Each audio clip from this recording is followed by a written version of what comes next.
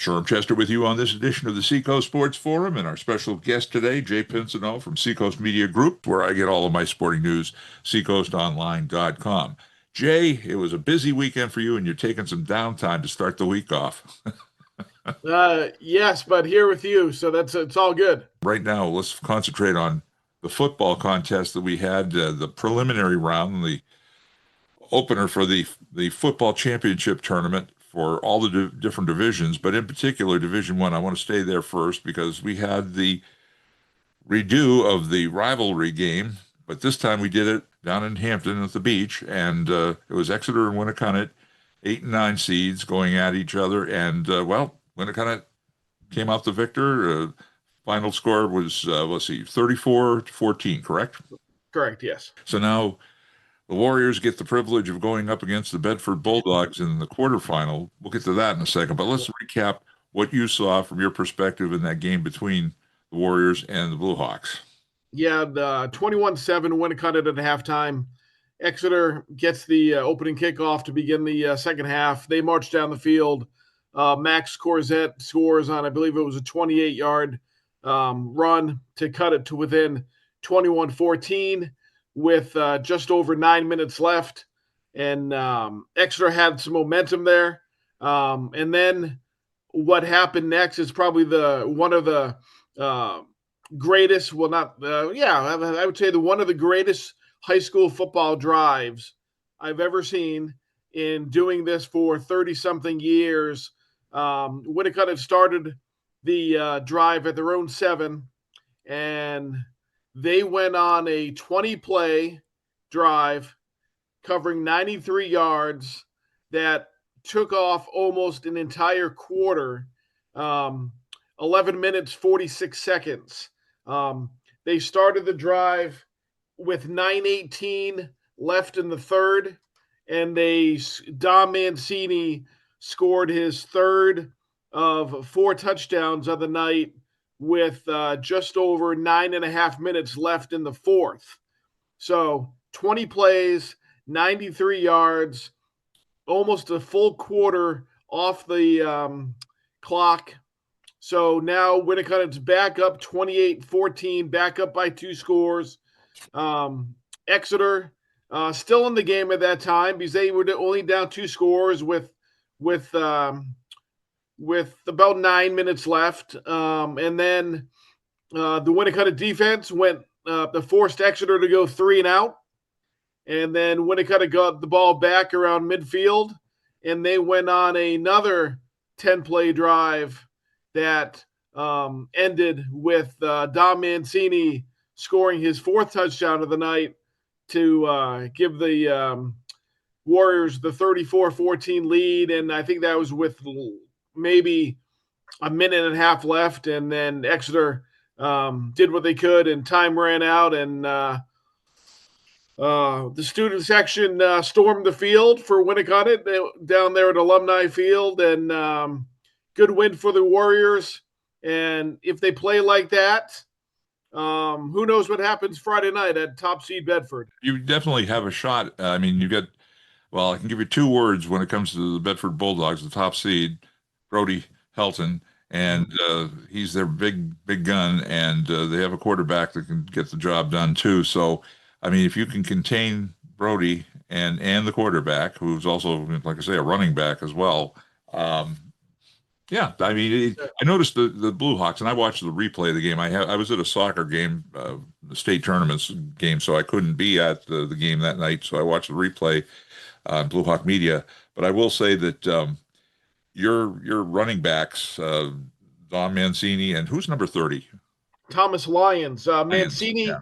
Mancini finished the night 22 carries, 160 yards, and Thomas Lyons Jr.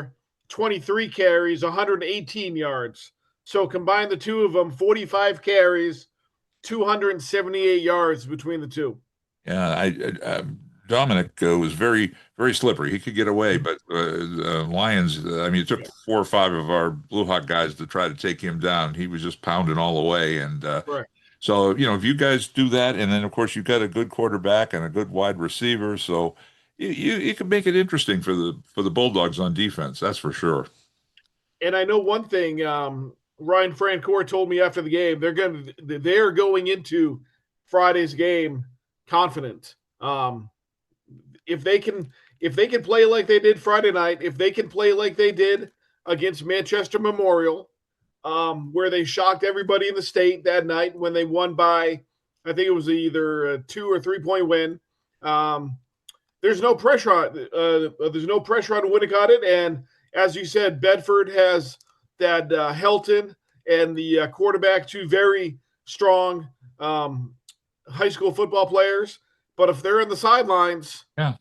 they can't hurt you if they're on the sidelines. So if Winnacunnet can keep driving the ball, get first downs, and take another, I'm not going to say it's going to happen again, but if they can take another long drive that takes time off the clock, shortens the game. So And you got a kicker that can go and get you a field goal from a good distance too. Correct. Yeah, and Josh Moore, sophomore lineman, 6'4", 300 pounds.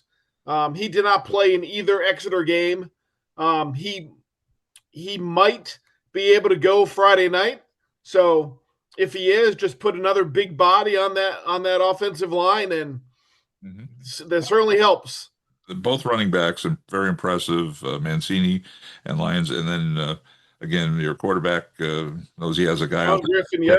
Sean Griffin. He threw a ball 60-yard touchdown pass to Jackson McDonald right along the Exeter sideline, that right before the half, and that was a perfectly placed ball, and it hit McDonald in stride. And McDonald is very fast, very good basketball player, very good the football player. He played varsity as a freshman. He's now a junior. If he gets the ball in space, he's quick, and Sean Griffin's having a great season at quarterback, and he's within striking distance to Patrick McDougal's single season passing record at Winnacunnet. So I think Bedford will have their hands full. I kind of wonder because of the way the setup is with the uneven balanced teams, and we have 3 bye teams. Bedford was the top seed; they had the top seed in the top tier, and then Manchester Memorial and Pinkerton had the 2 and 3 seeds, and so they were in the bottom tier.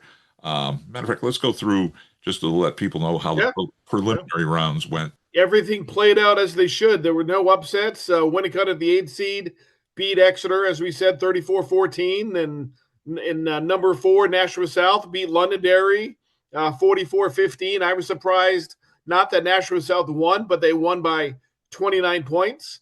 BG had its way with number 12, Nashua North. That was 32-7. So Bedford meets Winnacunnet, and the other quarterfinal in that top of the bracket is Nashua South versus BG. That's the 4-5 game. And then Salem held off number 10, Portsmouth, 35-28. Portsmouth had a Hail Mary attempt in the end zone on the final play of the game that would have got them tied, but they gave Salem all it could handle. And then Wyndham, the 6th seed, beat Concord, the 11, 20-14. So Memorial hosts number 7 Salem, and number 3 Pinkerton hosts number 6 Wyndham. So all those games, I believe, are Friday night, and it's a very strong 8 teams left, and should be a fun Friday night of New Hampshire high school football. At this point, it wouldn't surprise me if anybody beats anybody on a given night. Again, having the week off, Bedford, Manchester, Memorial, and Pinkerton, I don't know if that's a plus or minus. If you had kids hurt, it gives you a week to get back into health. I would just assume, like in the other divisions, everybody goes out a quarterfinal and gets to it, but. Correct. And the closest game that Bedford has played this year was 35-28 win at home against BG back on Friday, October 17th.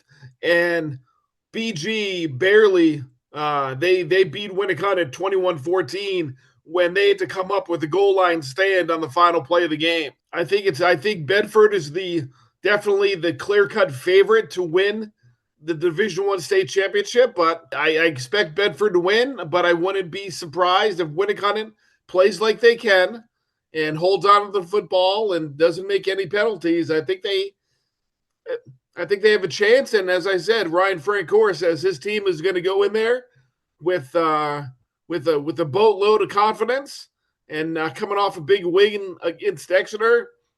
Should be a good game. It wasn't the way I would have liked to have seen the season end for the Blue Hawks, but there again, it is what it is, and I think you guys have the Warriors have a shot against the Bulldogs. I think that if the Bulldogs start running it up, they won't take the foot off the gas pedal. The other divisions, let me just give a quick look at the other divisions. Sauhegan was the number 1 seed in Division 2. They went up against St. Thomas Aquinas. They came out a winner in their bracket in the quarterfinals. Pelham, the number 4 seed, they beat out Manchester West, so they advanced. So it'll be number 1 Sauhegan going up against number 4 Pelham this coming weekend. Trinity, the number 2 seed, they beat number 7 Hanover, and number 3 Plymouth beat Kingswood. So now it'll be a 1-4-2-3 semifinal round, and so that fell in place, those 4 teams. So we'll see how that works out. Sauhegan, Pelham, Trinity, and Plymouth. Then let's go to Division 3, the quarterfinal action there. Monadnock beat Somersworth, and they are the number 1 seed. And in the top part of their bracket, the Guilford Eagles, they beat out Epping Newmarket, so it'll be number 1 Monadnock against 4 Guilford. Bottom bracket, Laconia, the Sachem's came out on top of Newport. Interlakes Moultonborough came out on top of Campbell in the bottom part of that bracket. So it'll be 2 Laconia, the Sachem's against Interlakes Moultonborough, number 6. And that'll go into the semis this weekend.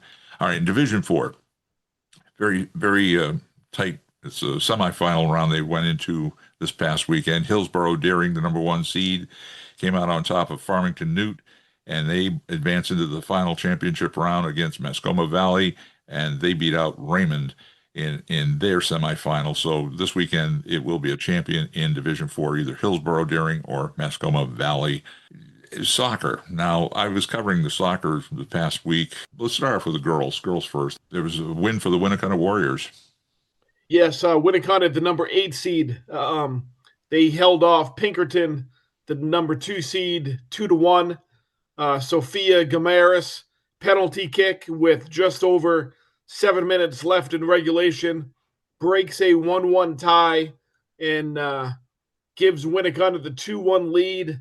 And after that goal, as soon as Winnacunnet regained possession, they basically went to one of the corners of by the Pinkerton goal and held the ball there for the majority of that final 7 minutes of play. And that's Winnacunnet's first soccer championship since 1983.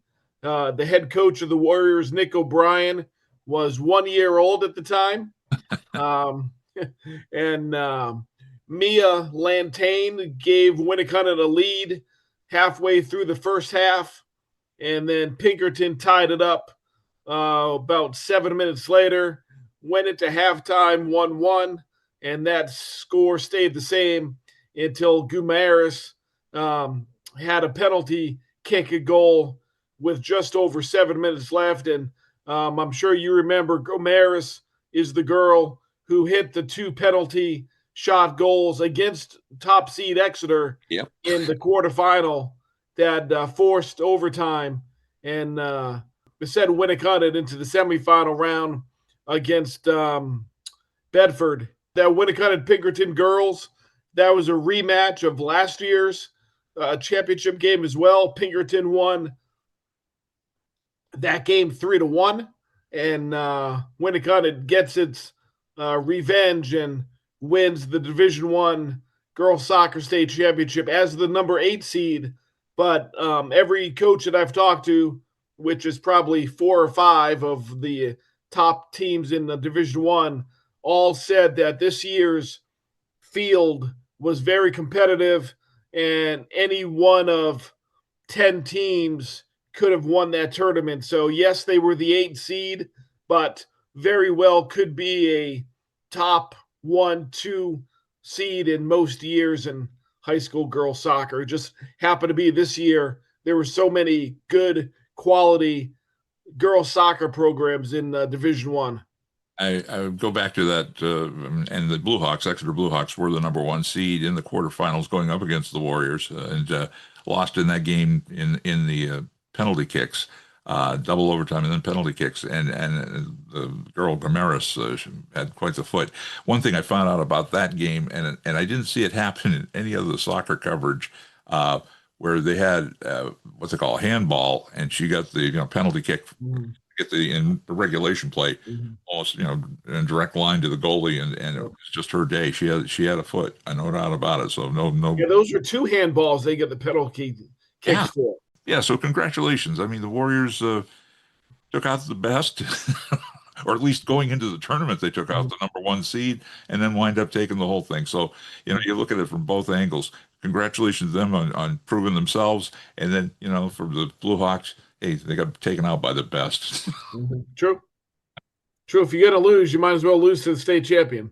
That's right. Yeah, put shine on the sneaker, like they say. Let's go through Division Two soccer. The champion is the Bow Falcons, and in Division Three, and I was at all these games. Let's see, Division Three, it was Stevens, and that's the Stevens Cardinals. They came out the champion in Division Three for the girls, and Division Four. Make sure I'm in the right divisions here. It was Portsmouth Christian. Now that was their first championship. That was their first one ever. I talked to head coach Derek Summers late Friday night. That was a Friday night championship game up at Bank of New Hampshire Stadium up in Laconia, and that was their first state championship in program history. And they got 2 goals by a 8th grader. Wow. An 8th grader scored 2 of their goals in that win. So PCA won their first one this year, but maybe it won't be as long for them to win their next one. They beat Profile, the number 8 seed, 3-0, and Profile beat PCA in the semifinals last year. So again, we had a team getting some revenge in the Final Four. This time, Portsmouth Christian 3-0 over number 8 Profile, the 2-time defending Division 4 state champion. Well, that was a fun weekend for the ladies, and then the guys. Division One, the champion Bishop Girton Cardinals. They took out the number 1 seed, Nashua South, in the championship contest. Let's see what else. Let's go to Division Two. In Division Two, in the boys soccer, it was Campbell. The Cougars came out on top of Conval. I was at that contest. 1-0 was the final score.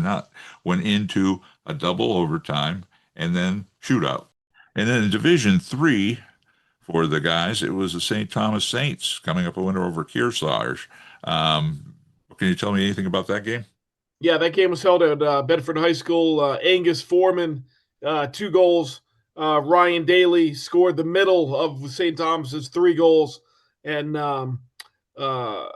great win for the Saints. They were the top seed going in, and their only loss during the regular season was against Kearsarge. So again, we find some revenge where St. Thomas lost to these guys in the regular season, but was able to pull it off when it mattered most, and they come away with a 3-0 victory over the number 2 seed Kearsarge in the Division III boys soccer state championship Saturday at Bedford High School. And in Division 4, the 2 teams from the Seacoast area, Epping and Newmarket, were in the bottom bracket. Epping went into the championship game against Woodsville, who they were at number 5 in the rankings. So a 5-2 in Woodsville. The Engineers came out on top, and I think that was their first win in a long time too. And Woodsville beat the top seed Moultonborough in the semifinal round to get them to the finals. So they knocked off the Engineers, as you said, knocked off the 1 seed in the semis, and then they knock off the 2 seed in the finals. Both 1-score games, 1-0 in the semifinals and 2-1 in the finals. The field hockey was the champions were all decided a week previous, but I don't know if I mentioned them in the last program, so I'll just mention Division One field hockey. It was the Bedford Bulldogs were the champions. Division Two, the champion was Sauhegan, and then let's go to Division Three in field hockey, and that was St. Thomas. So, do you have anything on the St. Thomas victory in field hockey? Oh, Sherm, you're as you said, that was over a week ago. I I don't know. remember what I did this morning. Never mind a week ago. Putting you on the spot. Sorry about that. The St. Thomas Saints, they beat Messinic. The final there was 4-0. They became the Division Three girls field hockey champions. And then, hey, we got to give volleyball their due. Division One, it was Pinkerton. They came up a winner over Dover, Ovadova. In Division Two volleyball, Oyster River, the Bobcats, taking out the number 3 seed, and that's Somersworth. And the final there was 3-1. So Oyster River, the Division Two volleyball champion, and wrapping it all up, Division Three, it was Interlakes. They came out a winner over Farmington. The final there was 3-0, and so congratulations, they are the Division Three volleyball champions. One last sport, and it's close to home. Catherine Nichols and the Blue Hawk Unified Program seeded number 2, going up against the Keene Blackbird Unified Team. They were seeded number 1 in the championship game. It was Keene on top, 6-3, and Keene, the co-ed Unified Soccer Division One champion. So congratulations to the Blackbirds. I got to give congratulations to those Blue Hawks too. I love watching those guys and gals out on the field, and they put it all out there. And Catherine Nichols does a great job with that program. So, and look forward to when she takes over the unified basketball program in a couple of weeks here. One sport we kind of not deliberately don't mention a lot because it has a different schedule, but is track. One note you have, we could pass along something that happened this past weekend in track. Yeah, junior Exeter junior Lexi Paterna. She won the Division One cross country meet. She then won the New Hampshire Meet of Champions, which sent her to the New Englands, and that was held this past weekend at Thetford Academy in Vermont.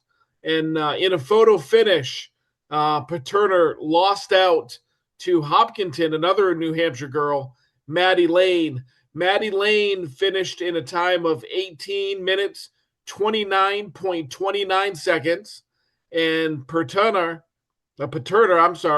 she placed second in 18 minutes, 29.4 seconds. So 0.11 seconds separated the top 2 runners at last Saturday's New England Cross Country Championship, and both girls from New Hampshire. So that was good. And then Exeter qualified as a team, and there were 36 teams there, and Exeter placed 12th overall. Just running through the Exeter placements, Bree Paterna, Lexi's sister, she placed 19th in a time of 19:49.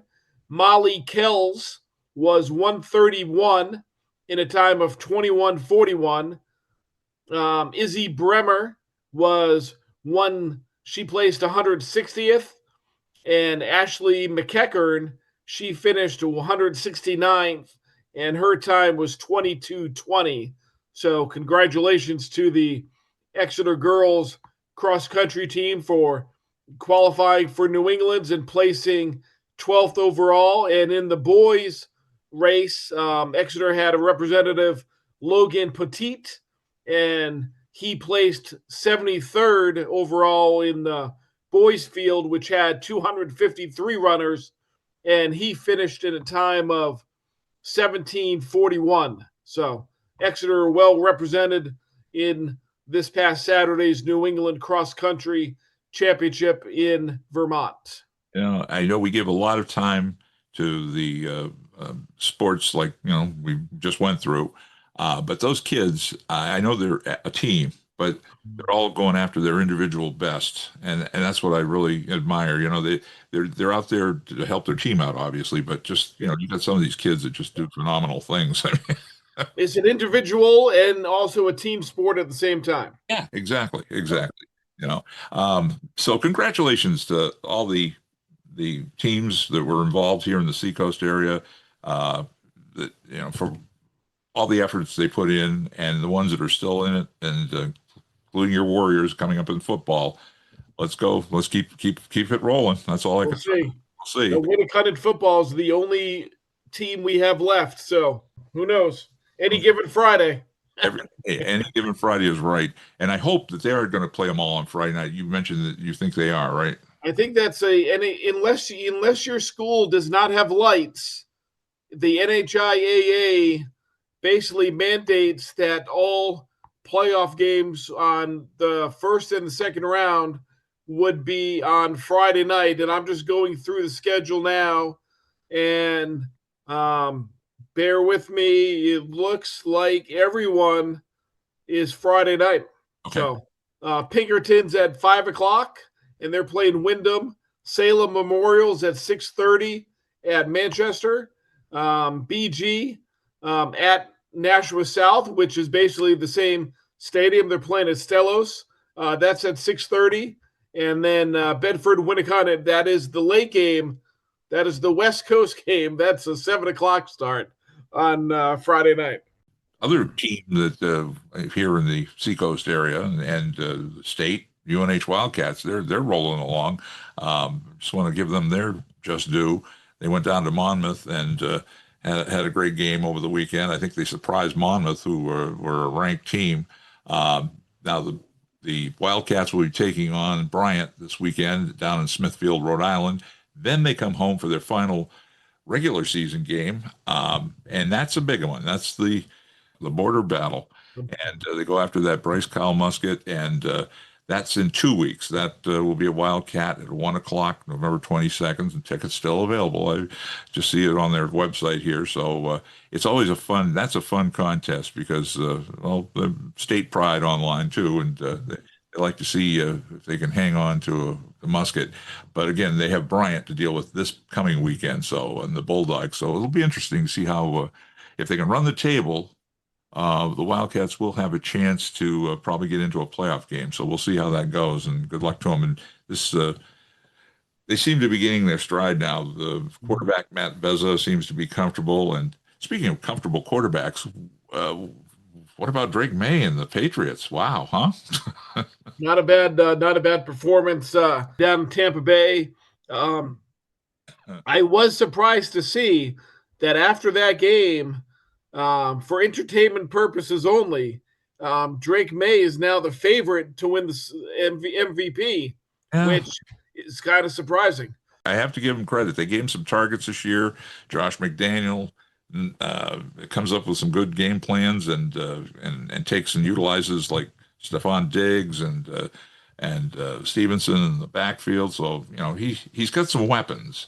And Then if you look at their schedule, they get a very favorable schedule coming up. They have the Jets this week against on Thursday night, a quick turnaround there, and then I believe their next three are the Giants and the Bengals, and the Giants just fired their head coach Brian Daboll. They're 8-2. Patriots are 8-2 now.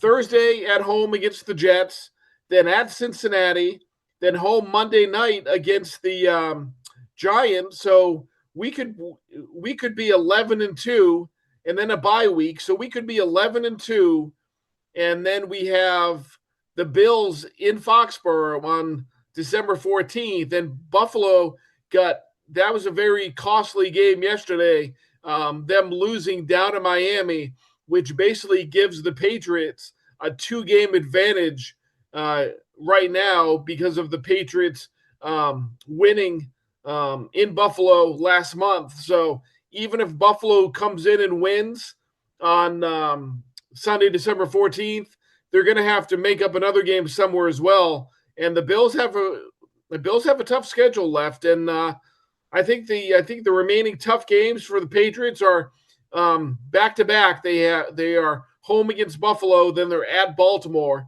on December 21st. And Baltimore is always a tough place to play. Lamar Jackson has won 2 straight games since he's returned from his hamstring injury, and I believe they are now only a game back behind Pittsburgh and Aaron Rodgers looked old with the Steelers, and Baltimore and Steelers still play 2 more games. So I think Baltimore, which was I think 2-6 a couple weeks ago, they're 4-6 now, I believe, or something like that. And I think they have a real good chance to win that division. I was going to say the Patriots don't want to fall asleep because they have a quick turnaround. They got that Thursday night game coming up against the Jets, and the Jets have won 2 in a row. Our friend Mike Murphy is celebrating. him and Fireman Ed. Yeah, I was going to say it's been a long, long, long haul until they got 2 in a row now. So I hope it isn't 3. To be truthful, I hope. I don't understand why when they have these Thursday night football games, they don't give it to the team that's got the bye the week before. Correct. Yes. Buys plural. I've thought of that as well. I thought that would be a good segue from week to week, and not have a team come back 4 days later, 3 days later to play another game. So I don't get that. No, they don't consult with us, Jay. No, they don't. And anything on the hot stove? I know Story decided he's going to stay with the Red Sox. Bregman is testing the water. That became official right after the World Series. That's when the free agency officially kicked off. What's your take, and what do you think is going to happen with the hot stove of Red Sox baseball? I think Bregman comes back. I don't know. He had 2 years, $80 million on the table.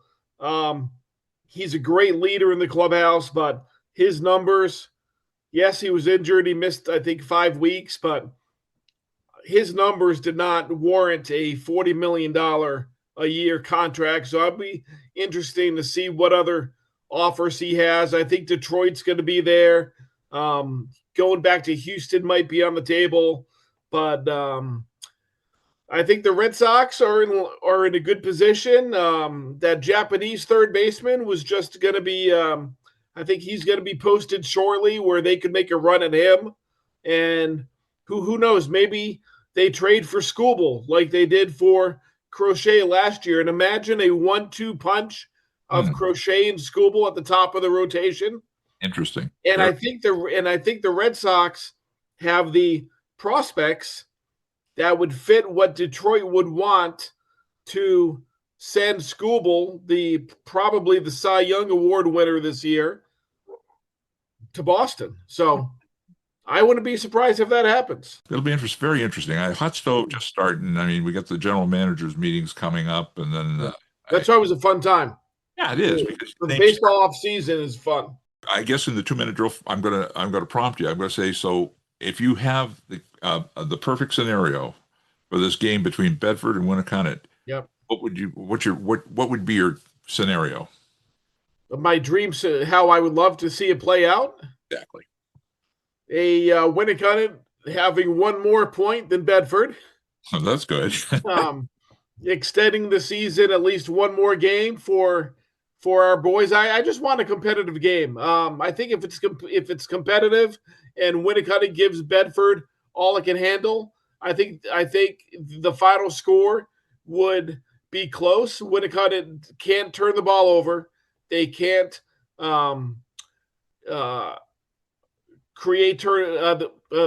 can't turn the ball over. They can't fumble the ball. They can't throw an interception. They have to have long, sustained drives, which keeps a very potent Bedford offense on the sidelines.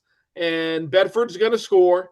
We all know that. It's just how Winnacunnet responds to after a Bedford touchdown and not let 1 touchdown steamroll into 2, into 3. And it's going to be a heavyweight fight. And if, as I said earlier, if Winnacunnet plays like they did Friday, like they played against Memorial, I think that would put them in a very good chance to be competitive. Would that be good enough to beat Bedford?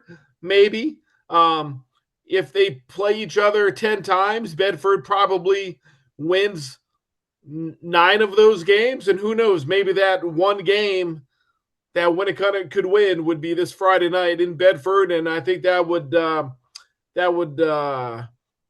throw whoever had some brackets in the Division I football landscape into the I don't think anybody would expect a Winnacunnet win, and all the pressure's on Bedford, so we'll see what happens. I'm going to go back and look at some of the Friday Night Lights coverage of Bedford, their defense. I think that's going to be the key. When the Warriors have the talent, again, running, passing, the quarterback is smart enough to know what to do with the ball. Those are key elements that obviously the defense for Bedford has to look at and be concentrating on. Whereas Coach Francoeur for the Warriors has to be concentrating on Brody Helton, because like I say, he's the type of guy he'll drag 3 or 4 guys with him, and then their quarterback as well. And I think the defense. I'm gonna do some film time, probably after we wrap up here, because I'd like to see how their defense would shape up against the Warrior offense.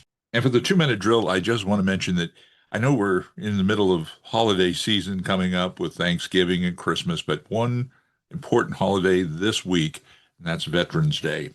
2 of the holidays that you can't forget every year, Memorial Day and Veterans Day, as far as I'm concerned. I know usually I have a football game during this week, and over the public address system, I like to play what I call the service medley of all the different branches of the military. We're celebrating all of them: the Coast Guard, the Air Force, the Marines, the Navy, and Army. So to all those currently serving, to all the veterans who have served, and especially for those who gave it all, thank you, thank you, thank you. Well said. So for Jay Pinsonault from the Seacoast Media Group, this is Sherm Chester inviting you to join us for the next edition of the Seacoast Sports Forum podcast.